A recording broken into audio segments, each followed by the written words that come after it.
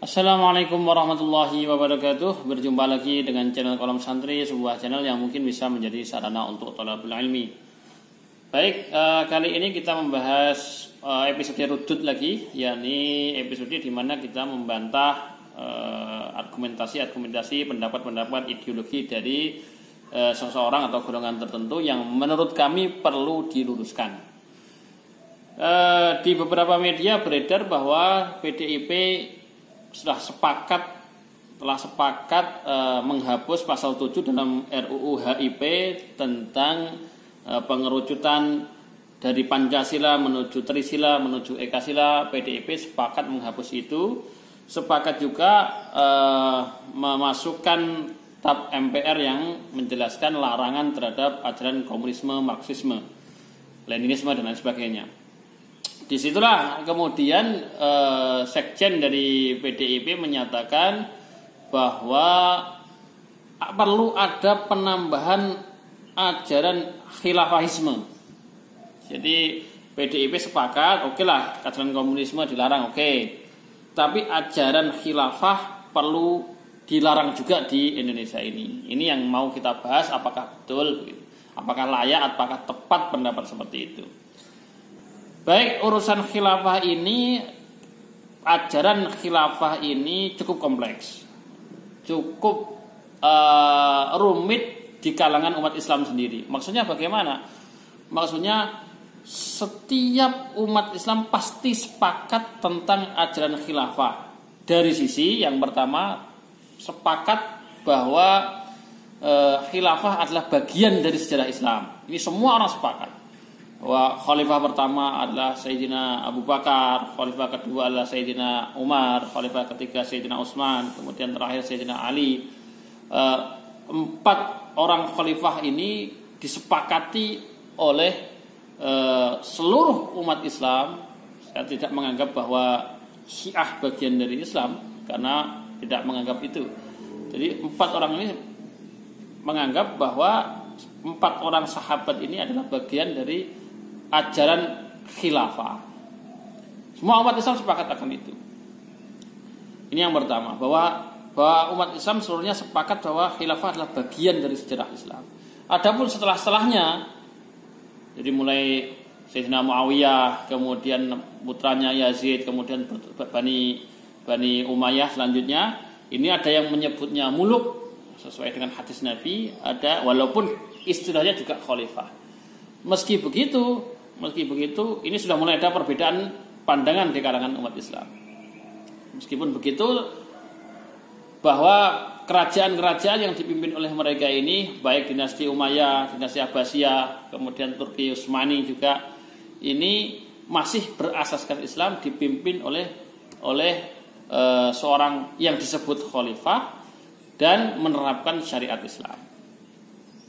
Jadi bahwa khilafah adalah bagian dari sejarah Islam disepakati oleh seluruh umat Islam.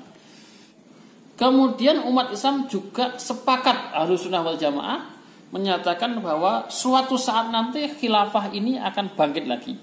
Ini sepakat melalui Imam Mahdi.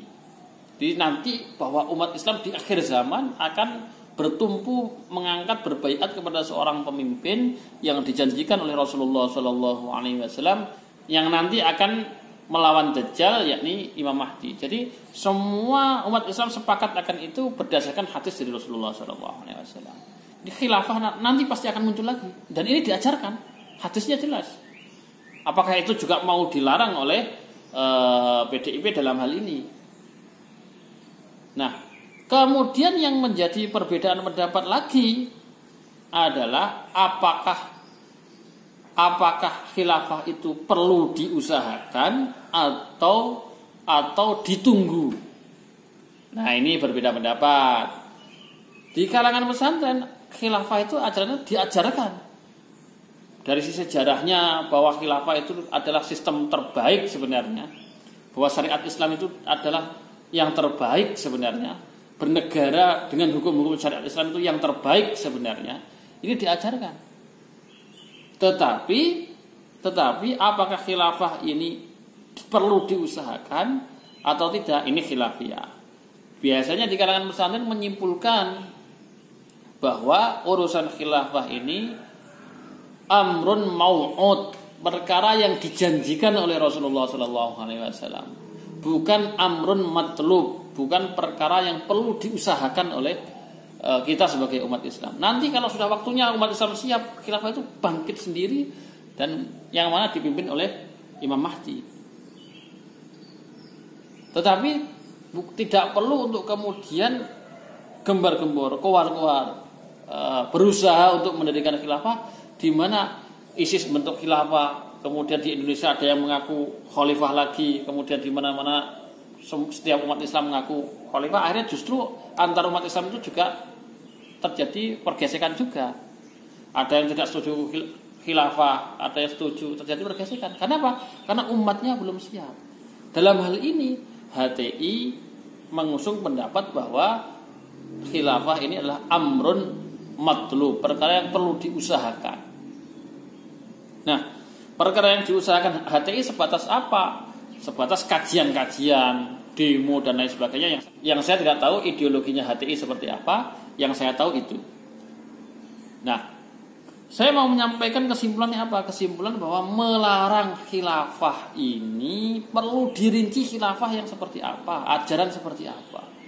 Ada hadis-hadis tentang bangkitnya kekhilafahan Islam nanti di akhir zaman. Ini memang ada. Ini mau dilarang juga.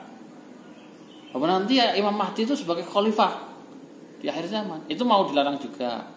Waktu tarawih kita al-khilafatul ula gitu. Al-khalifatul ula li amiril mukminin gitu. Ini apakah mau dilarang juga atau bagaimana? Makanya saya katakan bahwa kalau komunisme kita punya sejarah kelam terkait itu. Komunisme kita punya sejarah kelam terkait dengan ajaran itu di negeri ini. Banyak terjadi korban. Tapi ajaran khilafah dalam arti yang dikaji di kalangan pesantren bahwa khilafah itu bagian dari sejarah Islam dan suatu saat nanti akan dijanjikan untuk datang lagi, ini justru tidak membahayakan Pancasila sama sekali dan layak untuk dihormati. Tidak perlu dilarang. Adapun urusan HTI ini saya tidak terlalu banyak komentar, terserah kebijakan pemerintah bagaimana. Mereka yang mengusahakan kekhalifahan ini terserah disikapi bagaimana, saya tidak mau banyak komentar. Tapi yang jelas sebelum melarang ajaran khilafah, kaji dulu secara menyeluruh khilafah itu bagaimana, umat Islam memandang khilafah itu bagaimana, dan seterusnya. Permintaan kami hanya itu saja. Dikaji secara komprehensif, ulama-ulama, kiai-kiai dari berbagai kalangan sepakat untuk mengkaji itu bersama-sama, sehingga jangan sampai kemudian ketuhanan yang Maha Esa itu justru, dalam hal ini ketuhanan yang Maha Esa artinya adalah meyakini apa yang disampaikan Tuhan, apa yang disampaikan oleh Rasul dari Tuhan, yakni Allah Subhanahu wa taala dan Rasulnya, yakni Rasulullah SAW, termasuk pembahasan janji akan adanya khilafah melalui Imam Mahdi ini justru dilarang. Jadi memahami khilafah itu akan datang di akhir zaman itu bagian dari sila yang pertama, ketuhanan yang Maha Esa. Masa mau dilarang? Jadi itu yang kami kira, bahwa perlu kajian-kajian lebih dalam, jangan terburu-buru, apalagi di musim pandemi begini ini bahas khilafah. Nanti ini akan terkesan aturan yang terburu-buru.